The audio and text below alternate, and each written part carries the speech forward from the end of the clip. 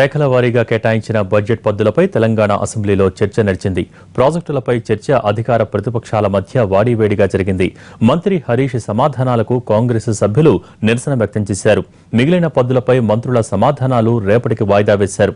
ప్రభుత్వ తీరు నచ్చని ప్రతిపక్షాలు సభలో గందరగోళం సృష్టించాయి. పద్దులపై చర్చను ప్రధాన ప్రతిపక్షం నుంచి జీవన్ రెడ్డి ప్రారంభించారు. ఆ తర్వాత వరుసగా ఎంఐఎం, టీఆర్ఎస్ సభ్యులు పద్దులపై చర్చించారు. ప్రాజెక్టులు, నిధుల కేటాయింపు లాంటి అంశాలపై కాంగ్రెస్ ఎక్కువగా ఫోకస్ పెట్టింది. కాంగ్రెస్ వాళ్ళు కేసులు వేయిస్తున్నారు.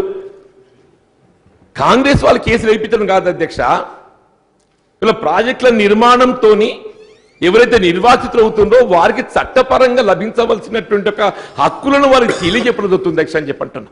వారికి సంఘీభావం తెవడం జరుగుతుంది అధ్యక్ష అని చెప్పంటున్నా.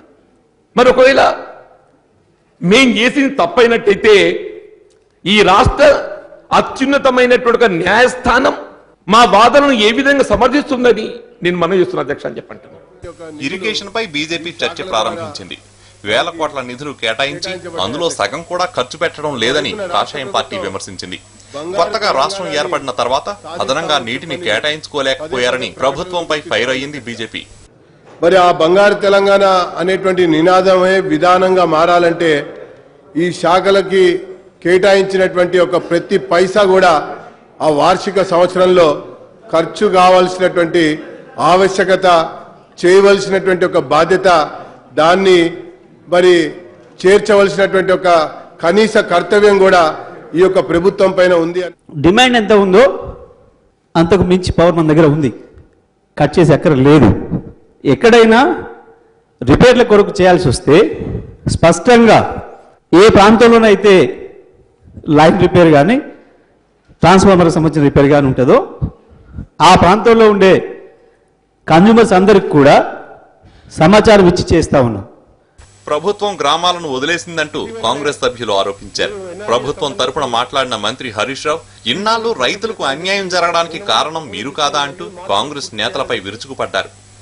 3 సంవత్సరాలుగా గ్రామీణ ప్రాంతాన్ని పూర్తిగా నిర్లక్ష్యం చేసిన ఈ ప్రభుత్వానికి మీరు ఎంపీటీసీలకు కానీ సర్పంచ్లకు కానీ గ్రామీణ ప్రాంతం నిధులు ఇవ్వకుండా మొత్తం కూడా ఈరోజు మిషన్ భగీరథ, ఇరిగేషన్ మీద దృష్టి పెడుతూ గ్రామీణ ప్రాంతం నిర్లక్ష్యం చేయడానికి కూడా నిజంగా ఈ ప్రభుత్వం చేసిన తీవ్ర తప్పిదంతకి ఈరోజు మేమే కాదు, మా పార్టీనే కాదు, ప్రజలు అనుకునే మాట ఇది.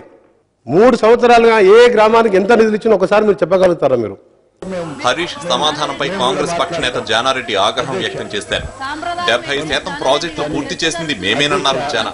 అయితే ఆంధ్రాకు నీరు తరలిస్తుంటే చూస్తూ కూర్చుంది కూడా మీరే కదా అంటూ హరీష్ ఎద్దేవా చేశారు.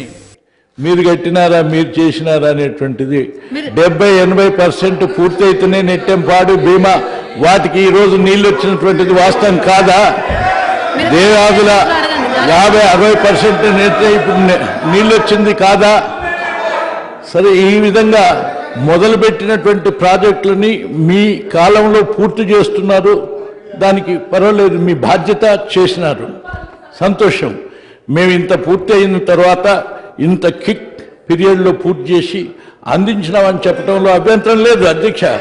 కానీ ఇది మేము చేసినాం, మీరు చేసిన అట్లా ఒకవేళ అనుకుంటే అధ్యక్ష, మీరు మొదలుపెట్టిన ప్రాజెక్టు ఒక్కటి కూడా మొదలు కాలేదు. ఆ తర్వాత మీరు మేము మొదలుపెట్టిన ప్రాజెక్టులే కొనసాగుతున్నాయి. డీకే అరుణకు మైక్ ఇవ్వాలని కాంగ్రెస్ సభ్యులు నినాదాలు చేశారు. సభ్యురాలి పేరునే ప్రస్తావించినప్పుడు మైక్ ఎలా అడుగుతారని ప్రభుత్వం ప్రశ్నించింది. పాలమూరు ప్రాజెక్టులపై కాంగ్రెస్ ప్రభుత్వం మధ్య వాగ్యుద్ధం నడిచింది. మాపై కోపం ఉంటే మమ్మల్ని తిట్టండి గాని ప్రాజెక్టులను అడ్డుకోవద్దంటూ చేతులు జోడించి వేడుకున్నారు హరీష్ రావు. మంత్రి గారు ఇరిగేషన్ ప్రాజెక్టుల మీద మేము చేసిన ప్రాజెక్టులకు నీళ్లు ఇస్తూ చాలా చక్కగా తామే నీళ్లు ఇచ్చినట్టుగా చాలా చక్కగా అబద్ధాలు చెప్పుకుంటూ వచ్చారు అధ్యక్ష. మీరు ఈ 2.5 ఏళ్లలో ఏదైనా ప్రాజెక్టు మొదలుపెట్టి మా మావునాల నీళ్లు ఇచ్చినారా? పాలమూరుకు జలకళ అంటున్నారు. పాలమూరుకు జలకళ ఎవరు తీసుకొచ్చారు అధ్యక్ష? పాలమూరుకు జలకళ తీసుకొచ్చింది కాంగ్రెస్ ప్రభుత్వంలో ఉన్నప్పుడు చేపట్టిన ప్రాజెక్టుల ద్వారా అధ్యక్ష. నేను 2 చేతులతో మొక్కుతున్నా అరుణక్క గారు, మీ దండం పెట్టి చెప్తున్నా, దయచేసి ప్రాజెక్టులను అడ్డుకోకండి. మా మీద ఏమైనా కోపం ఉంటే మా ముఖ్యమంత్రి గారిని వారిని మస్తు తిట్టిండ్రు. ఉద్యమం చేసేటప్పుడు 14 ఏళ్లలో బహుశా కేసీఆర్ గారు తిట్లన్ని తిట్లు, వారు పడ్డన్ని శాపనార్థాలు ఎవరు బల్లే.